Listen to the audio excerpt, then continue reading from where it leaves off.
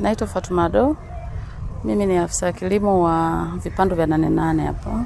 Nawakaribisha wananchi wote kuja kujifunza mazao mbalimbali ya kigeni na ambayo tumeyazoea.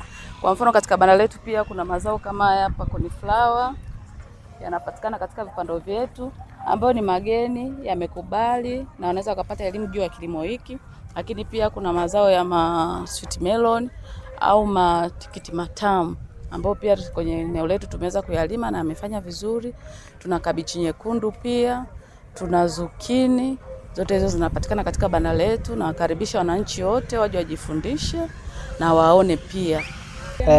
Kwa majina naitwa Isa. Nimekuja kwenye banda hili, vitu ambavyo nimejifunza ni mazao ambayo sisi tulikuwa tumezoea yanapatikana sehemu nyingine, lakini nimekuja kujifunza pia hata hapa Dodoma yanakubali.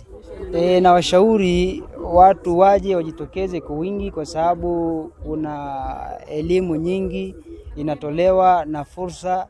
Wakija kwenye maonyesho kama haya, manake wataondokana na kule kukariri.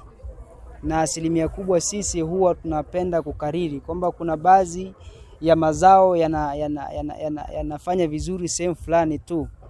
Kwa hiyo kama hapa nimekuta kuna viazi vimekubali, wakati sisi tulikuwa tumezoea viazi huwa vinapatikana sana sana Njombe na Mbeya.